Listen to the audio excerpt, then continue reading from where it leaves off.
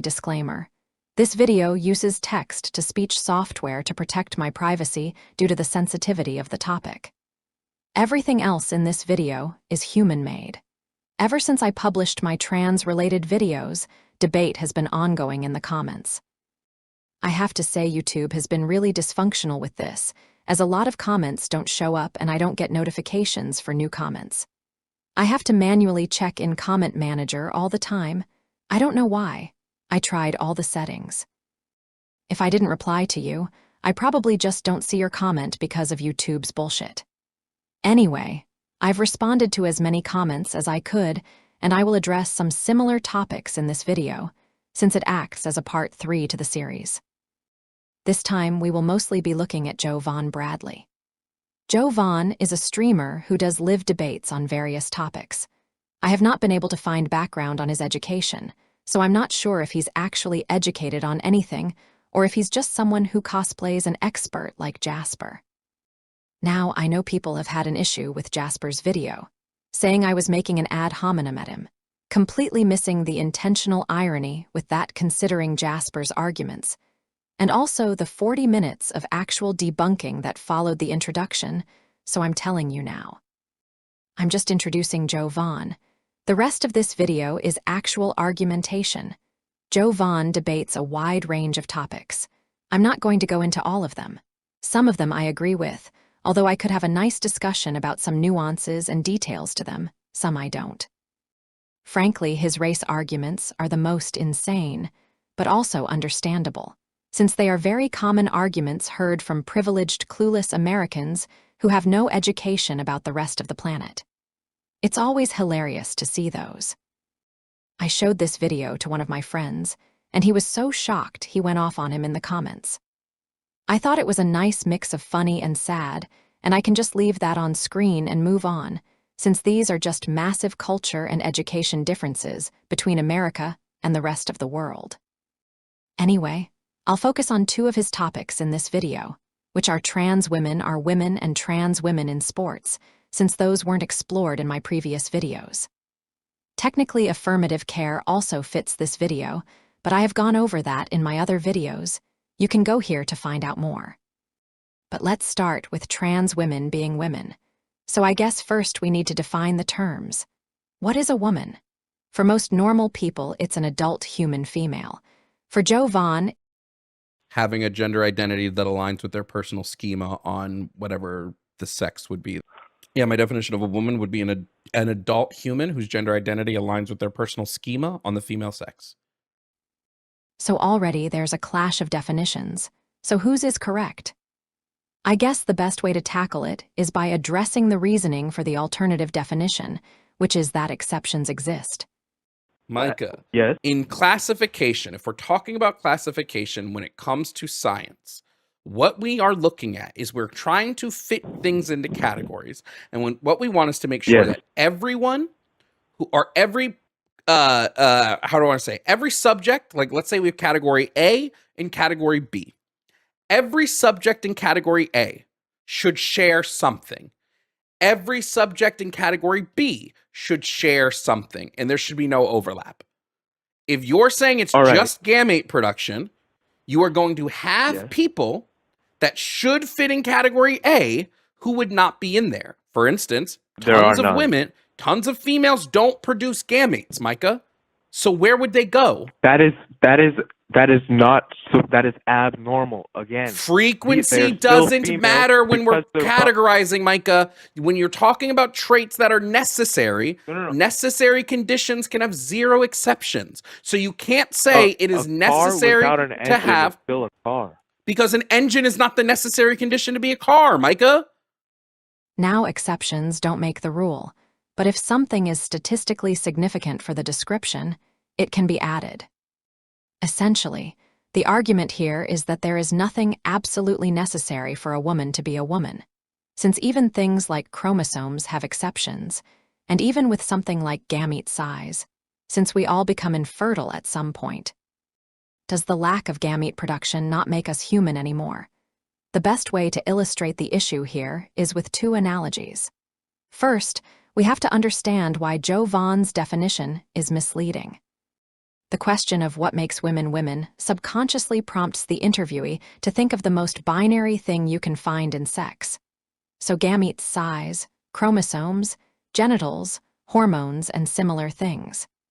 And then the idea is to debunk those criteria with exceptions.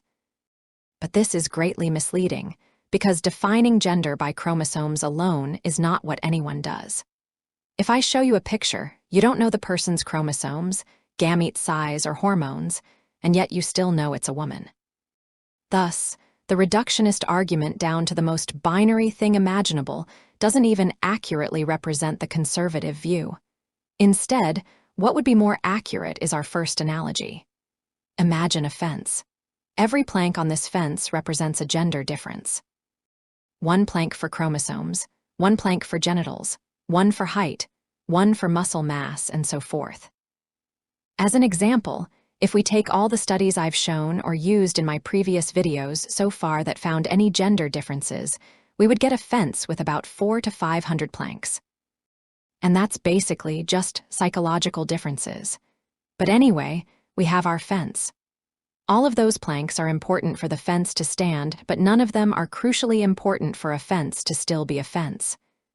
If a trans person comes along and rips off a plank, for example genitals, this is still going to be a fence, and the missing plank doesn't make it not a fence. The trans person can rip off several planks. Maybe they change their voice, their clothes, their hair, their hormones. 5 planks removed, there are still hundreds if not thousands of planks that still point to a certain gender. The missing plank can be anything, but the overall structure still points to a specific sex. To the liberal view, diversity in gender when analyzed through this lens makes sense. Since gender traits do overlap, all humans have a small number of planks missing from their fence, which liberals identify as gender diversity. But to the conservative view, this is just diversity within the same gender, diversity within the same fence. Because men and women are so vastly different from one another when looking at the bigger picture. This is also the crux of the exception does not make the rule fallacy.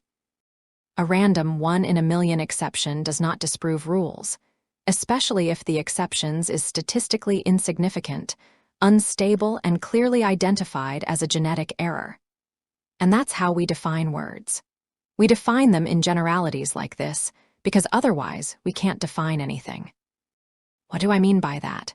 Let's look at our second analogy. You have a dog and a bird. What makes a dog a dog? Is it teeth? Geese have teeth. Is it fur? Some birds have fur. Is it 4 legs? Some birds are born with 4 legs. Is it wings? Kiwis don't have wings. There's nothing absolutely necessary to the definition of a bird. Is it because the dog is a mammal? What makes him a mammal?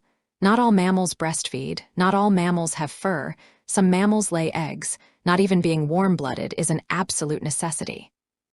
So by all means, I can identify my German shepherd as a bird and enter him into a chicken running competition.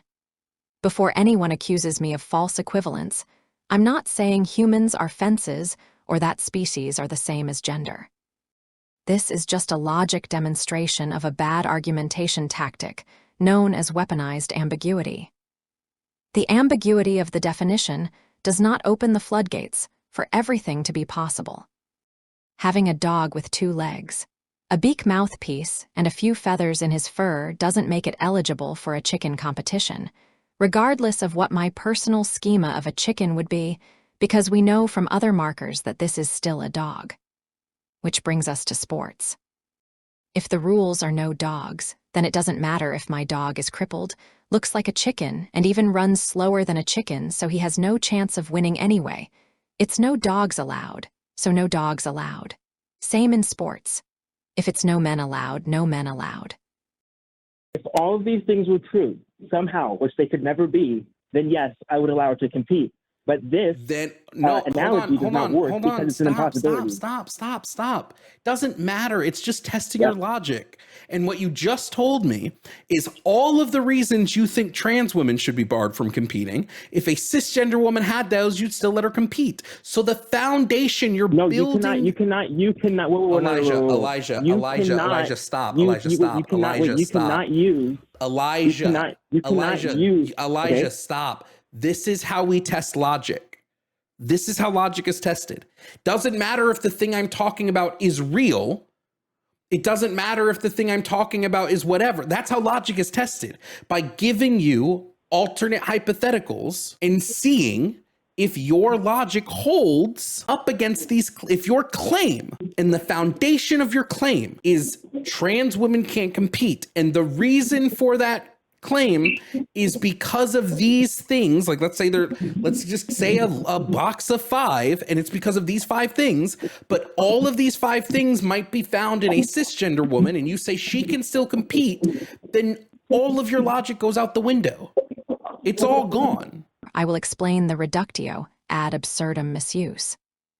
Jovan is actually using what is sometimes a legitimate tactic where you extremize someone's statement to show how the logic breaks. But in this case, it's misapplied because the case is biologically nonsensical. It tries to defeat a rule intended for real-world applications with a contrived hypothetical that can never exist. To stay with our analogy, if you say, what if my chicken was born with 4 legs, no wings, with teeth and fur? Would you let it compete? If yes, then my German Shepherd can compete. It's not a proper use of this argument tactic, because such a heavily mutated chicken can never exist, and thus is irrelevant to rules applied in the real world, and even if it did exist, with so many exceptions to the definition of a chicken, it wouldn't be considered a chicken in the first place. You more likely just mistaken a dog for a chicken. An argument like this ignores context and definitions and presents total theoretical impossibility as a debunk. In sports, it's the same. If there is a cisgender woman who has XX chromosomes, all of these physical traits, so they, comparatively to other cisgender women, are 15 centimeters taller, a 10 centimeter longer arm span, 20% larger shoulder width, 1 to 2 centimeter larger hand size, 2 shoe sizes taller, 30% larger upper body strength, 15% larger lower body strength, heart size about 20% larger, lung capacity 20% larger, and bone density 10% larger. If there's a cisgender woman who has all of these traits, would you let her compete with other cisgender women? If the answer is yes, then you have no argument on its face. You don't actually care about the physical advantages. All you care about is that trans women cannot compete. Show me one woman that has all those things you listed. Not only can such a cis woman never exist, but even if she did, and she was born in a completely male body, then she would be a man, so like a trans woman who is actually a man. We're back at the conservative definition, so you can see it's applicable and consistent. The trans sports problem is easily solvable, though. Just have a separate trans category. Since the number of trans athletes is small, they can perhaps compete at the same time with their desired gender. But they will only be competing against other trans athletes, not cis athletes, which eliminates any possibility of unfair advantages and allows trans people to still compete in sports. This solves both problems. But I digress. These were just logical explorations into the ideas presented by Jovan to show that trans women are not women and that trans women don't belong in women's sports. Now we can look at scientific literature to complement all this.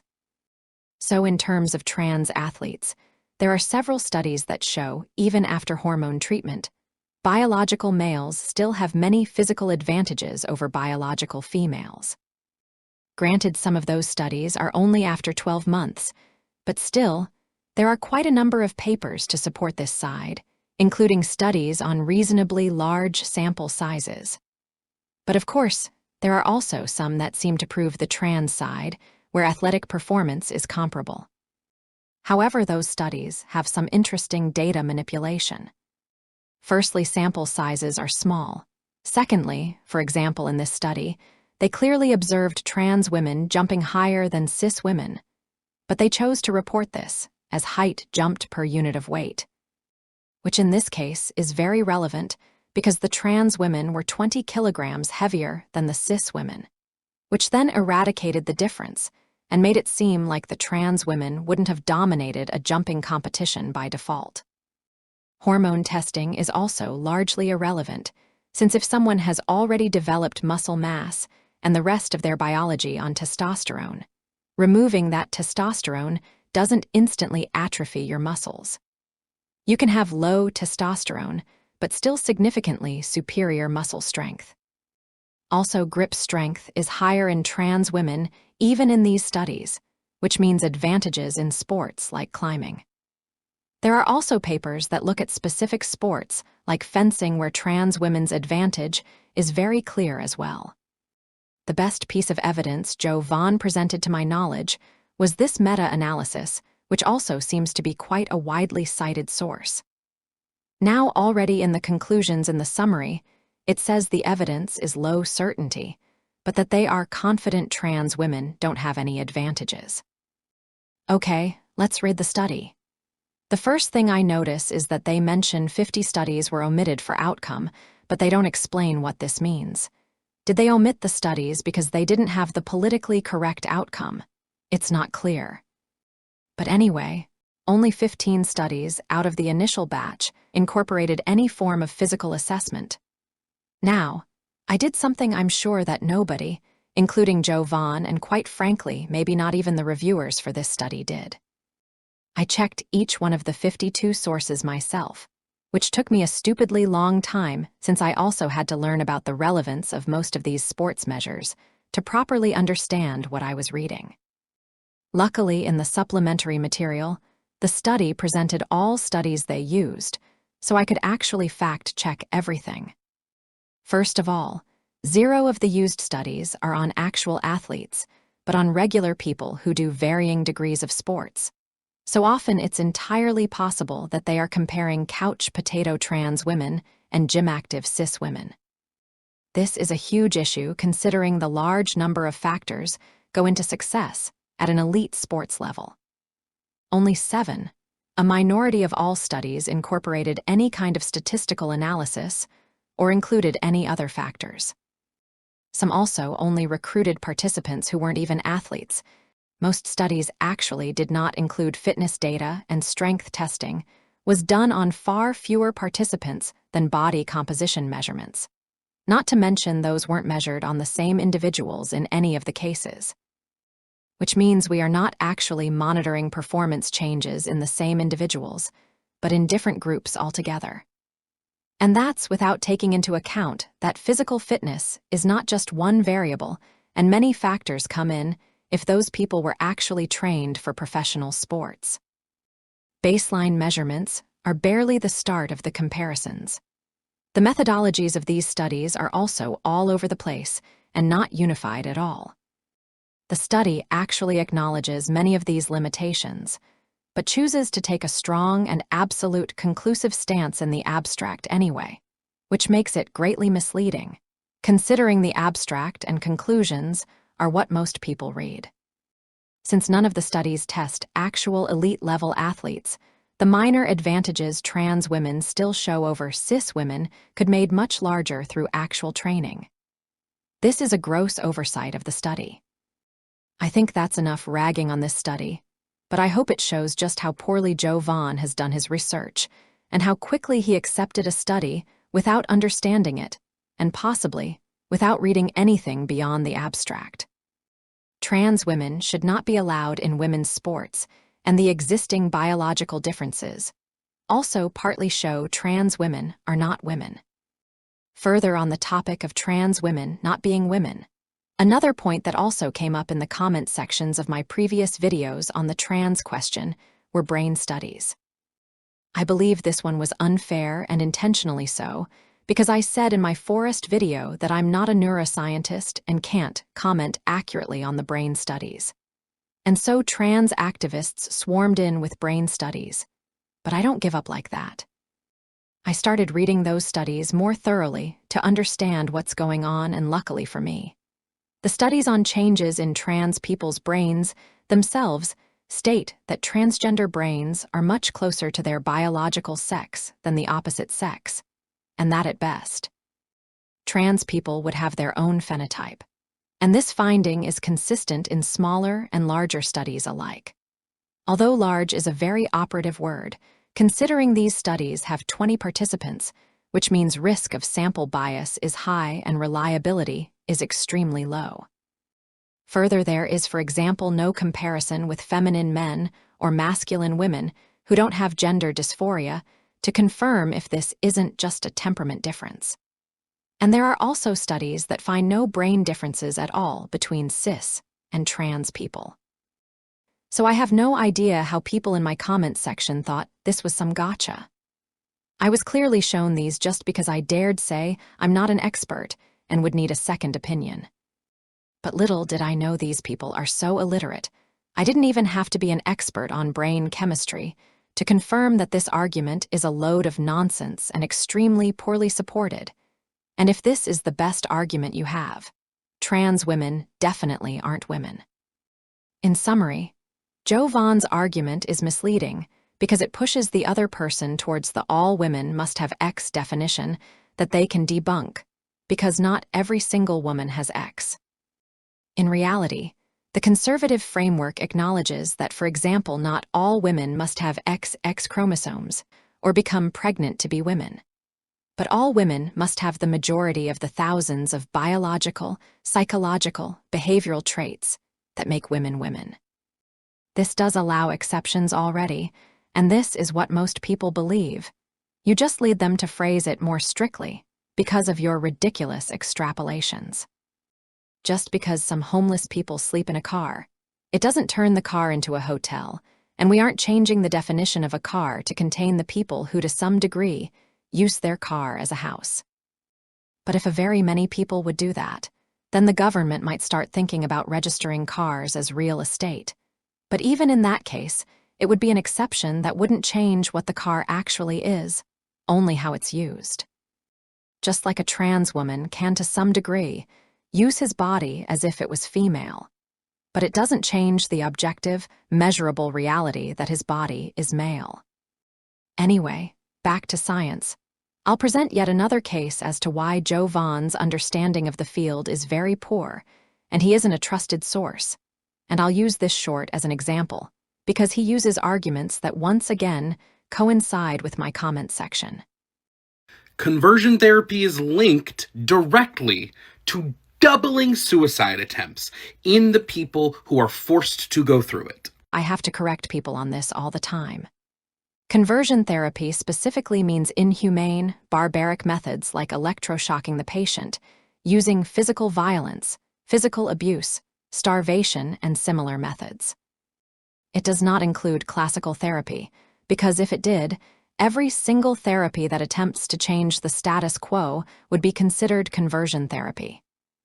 Did you cure someone's depression with medication? Conversion therapy. Did you heal someone's phobia or trauma with exposure therapy or gestalt therapy or something similar? Conversion therapy.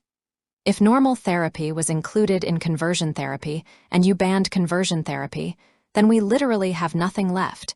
We just have to let people be sick. It doesn't make any sense. And another factor Jovan doesn't seem to know is that chemical castration is part of conversion therapy, and gender-affirming care includes hormone therapy, which literally uses a chemical castration drug, and does result in infertility of patients, so banning conversion therapy should actually ban trans-affirming care too. I can't even understand how a person can be so ignorant and wrong on so many levels, but it gets worse. And this idea that having a gender incongruence, which is, being trans, is because of a mental illness is stupid. Per the American Psychiatric Association, there are no studies indicating that psychiatric illness causes gender dysphoria as a consistent condition over time. Jovan doesn't even understand what a causal link is, so let me explain this for your scientific literacy. A causal link between depression and gender dysphoria would mean that most people with depression would also be trans. And the correlation would have to be extremely significant to overcome the correlation does not mean causation fallacy. If depression affects 6% of people, then in practice, if 90% of those developed gender dysphoria, we could speak of a causal link. But if only 30% of trans people have depression, 0.014% of people have gender dysphoria on the highest possible end. And if we assume depression and dysphoria are connected for all the relevant patients, that would mean that only 0.07% of people develop gender dysphoria because of depression. That's basically a non-existent causal link. We can't even remotely speak of a causal link with such a low correlation, but it doesn't mean impossibility. In this case, this is a relevant exception, though, because if trans people have so much higher rates of mental problems, it might be that this link is causal only in specific groups, which means it requires more testing in that area to confirm. But saying that there is no causal link established, therefore it's impossible, is just flat out wrong. Take a look at how many things don't have a proven causal link to cancer, despite many people getting cancer from it. Also, I guess according to Jovan, asking the question if high correlation of mental issues with trans people could mean most trans people are mentally ill is not okay. But him assuming that all anti-trans people are actually closet trans based on zero evidence whatsoever is okay. Good old inconsistency. And funniest of all, Jovan's source actually acknowledges this too in immediately the next sentence of the one he read. He actually only read the first sentence and nothing else. You can't make this up.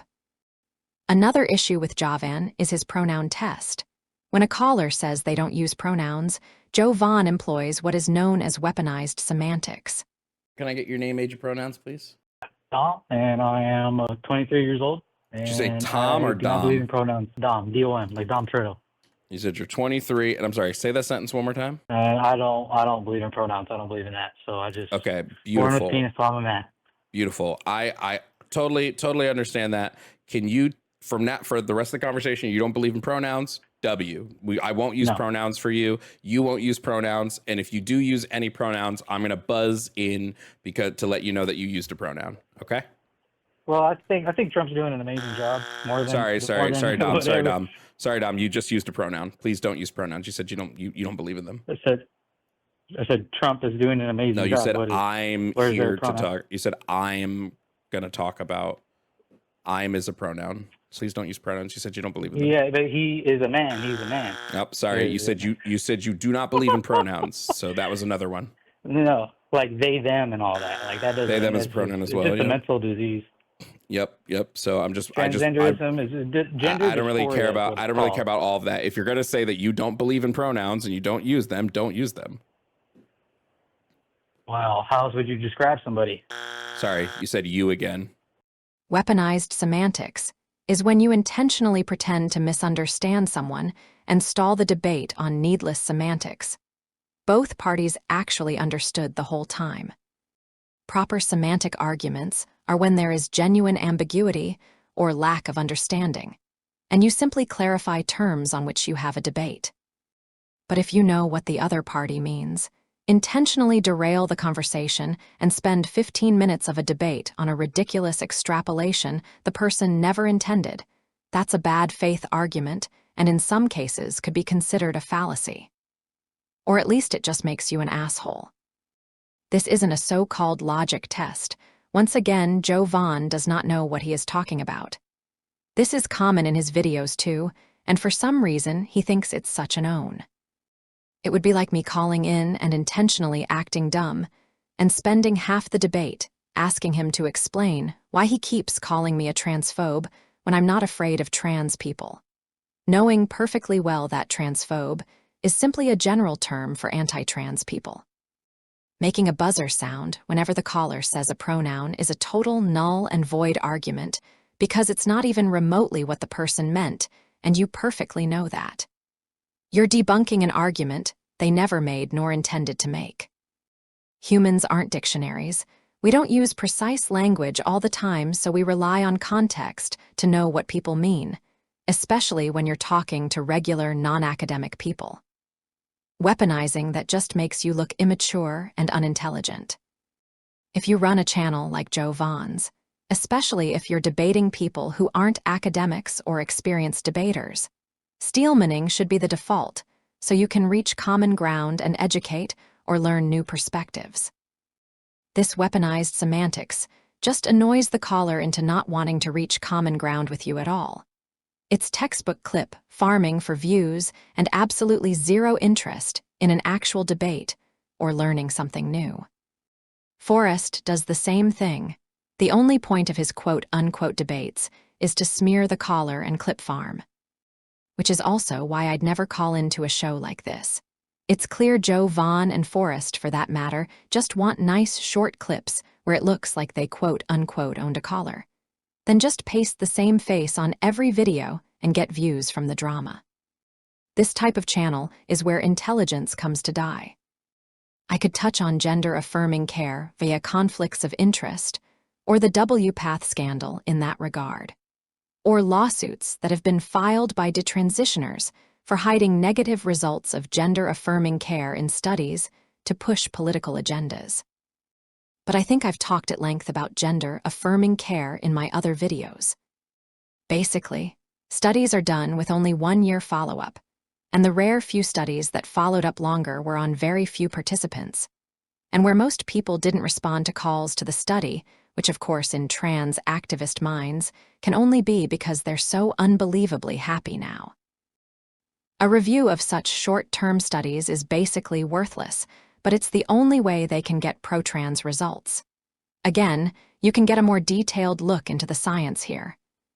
As counter-evidence, here's a study on thousands of participants over the largest median follow-up years that I've seen in one of the most progressive countries on Earth.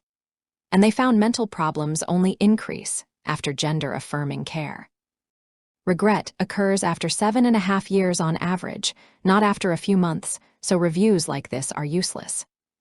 Ah, but trans people suffer because of prejudice, I hear you saying. This is always speculation.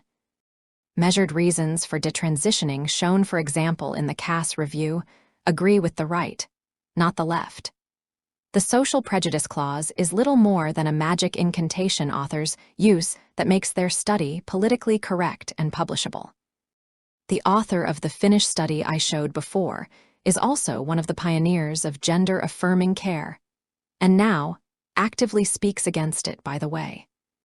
And a survey of over 100,000 people that she authored also found that transgender patients are more likely to be the bullies, not the victims.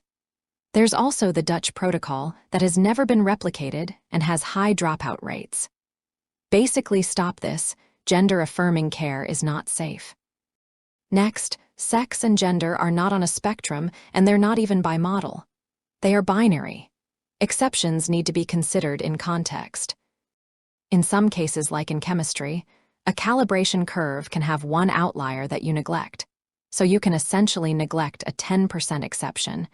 And if a drug kills even 1% of patients, those are such severe exceptions that they can't be neglected. So a border for when exceptions matter isn't strictly defined. There's no statistical tool that strictly separates binary and bimodal, but statistical models around bimodality, such as the Hartigan-Dip test or the Gaussian mixture model, usually have thresholds around 5%. This 5% interval is extremely common in statistics and also in sciences. Even in chemistry, a hard science, an atomic orbital is defined as a space with 95% probability of finding an electron. 5% overlap, or a 95% confidence interval, would be a pretty good rule of thumb. Neither sex nor gender reach anywhere near this threshold, even if we take the most generous and biased towards trans people numbers possible. Or this I should phrase as a question. Is it true that there can be hermaphrodite humans, because this is also something you hear. And there was one study at one point that you referenced that came up with a figure of 1.7% of humans have some kind of hermaphrodite that's wrong. tendency. That's just plain wrong. I mean, the true figure is 0.08%. But even that's an exaggeration. No human produces isogametes. No human produces intermediate-sized gametes. As for the number of babies that are born of dubious sex, something that's not obvious to a doctor, whether they're male or female, they're very, very rare. I mean, I tried to plot a bar chart, a histogram of the number of unambiguous males as one bar and unambiguous females, and I realized you couldn't do it on paper because the numbers are so huge. I worked out that if you represented the number of male babies by one of the New York Twin Towers, and in terms of the volume of the building, the height of the building, right, and the female babies by the other twin tower, how big would be the ones in the middle, the so-called hermaphrodites? The answer is a molehill. And they prefer the name intersex, I think, rather than hermaphrodite nowadays. But they're not hermaphrodites in the sense that clownfish are or earthworms are. They're not producing both kinds of cells. They're not producing viable sperms and eggs. So the numerical relevance isn't satisfied. And that's totally ignoring the fact that you can still place the people in between perfectly fine into a binary framework based on what I described above. A weird chromosome mutation doesn't overpower all the other markers of being male or female. This is one of those cases where technically I wouldn't have a problem saying that, strictly speaking, sex can be ambiguous in some crazy 1 in a couple million cases. But the implications trans activists take from that are just so ridiculous that we have to be strict and block that definition, because it's already being hugely misinterpreted and misused. The conservative definition works much better. Just because there's a random woman in Croatia with a couple XY chromosomes, you don't get to decide which sex you are, just like you don't get to decide what race or nationality you feel like. And that's considering there are infinitely more mixed-race people than intersex people, and nationality is definitely much more of a social construct than gender is. Or do you think this guy can identify as a white Norwegian? This touches on self-identification as well, and instead of spending another 20 minutes discussing that, I'll direct you to this great video by King Critical that goes over the self-identification arguments. I would mostly be repeating his points on this issue. So if you care, or you are Jovan and watching this and want to know what I think about self-identification, pause, watch this, and come back. This video likely answers your questions to me before you angrily write them in the comments. Please consider this video before commenting. The last thing I want to touch on is the whole social construct debate. People keep pointing out to me that gender role exceptions exist, but Forrest's own source debunks this by showing how similar roles were across all cultures. Even matrilineal societies don't have much variation beyond just the legal inheritance system. Matrilineal women still have feminine gender roles. The difference is only in the law. Gender roles are pretty much entirely biological. Also, babies recognize genders basically straight out of the womb. Gender differences aren't taught. We're innately aware of them. Who do you want, Dada or Pop? Mama. No, Mama. Do you want Dada or Pop? Do you want Dada? You want Pop? No way, Jose. I think. Oh. There is no Mama. I'm so sorry. You have Dada and Pop. You have Pop. Two choices. No Mama. No.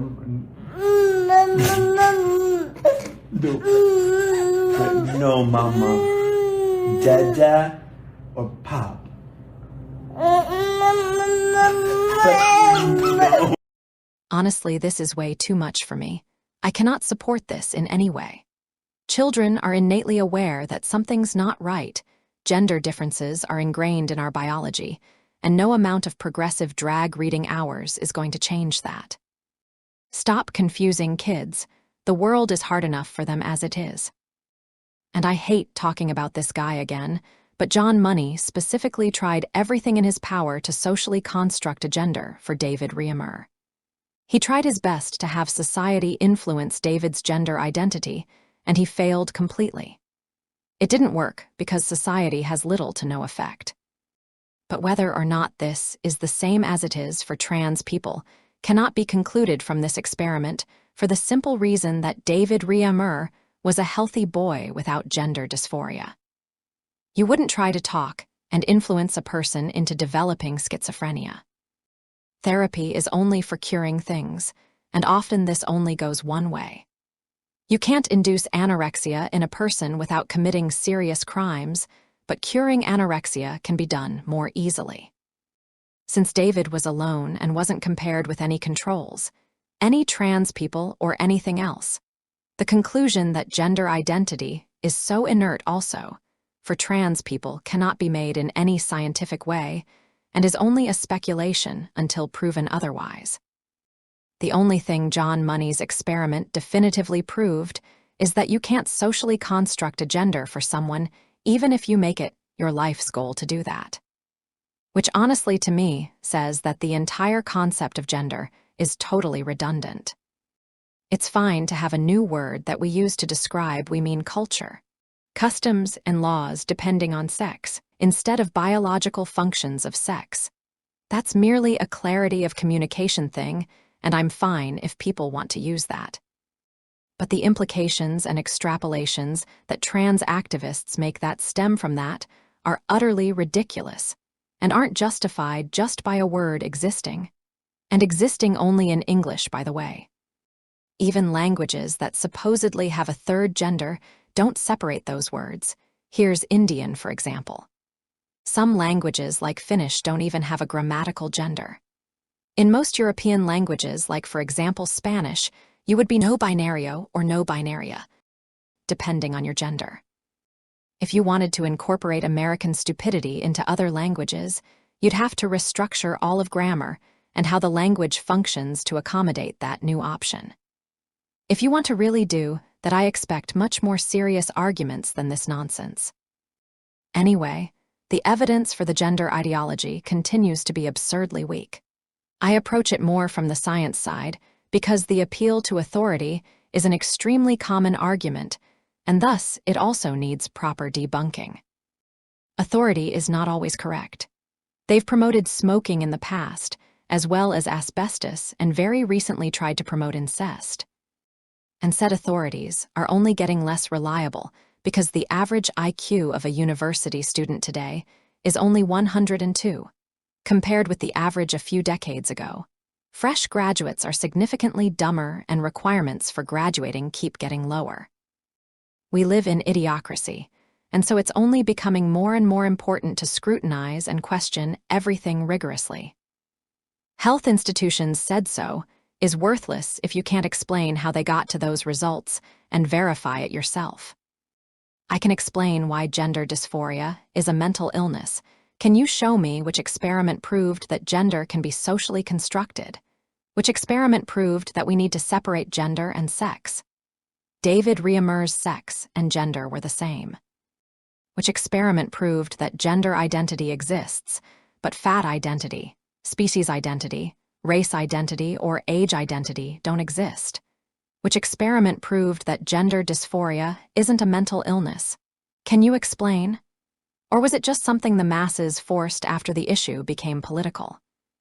And before people accuse me of bias, I have already made videos against politically right topics, as well as videos agreeing with authoritative institutions. I follow the science. And honestly, debating this trans thing with idiots actually helped me overachieve at work. Our head of department asked me a question the other day, and I replied with an answer with 3 sources, because I'm used to trans activists not believing anything I say, and the response I got to that was basically along the lines of, "Thanks, but chill with the sources. You're the expert. I trust you." And I had a case where I added way too many sources to a publication, and I had to reduce it so it doesn't become a review paper.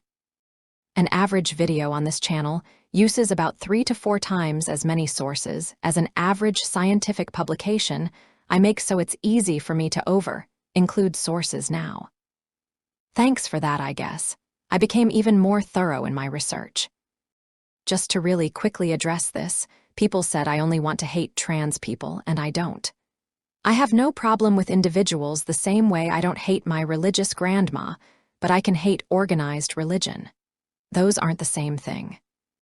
And given trans activists are so obsessed with word definitions, you can't even label me correctly. If you think I hate trans people, I would be a transmissist or misotransist, not a transphobe. The Greek prefix miso refers to hate, like in misogyny, where miso means hate and gyne means women. The suffix misire refers to hate as well, but the suffix phobia refers to an irrational fear, like arachnophobia. This shows everything you need to know about how well trans activists understand words and definitions. But anyway, I don't really have an end message. I just don't want to keep explaining the same thing over and over. I'll return to this topic if there's anything really new and relevant. I aim for my next videos to be about other topics. Feel free to bomb this video if you're a trans activist or Jovan himself. Leave a like if you're scientifically literate with common sense, and I'll see you in the next video.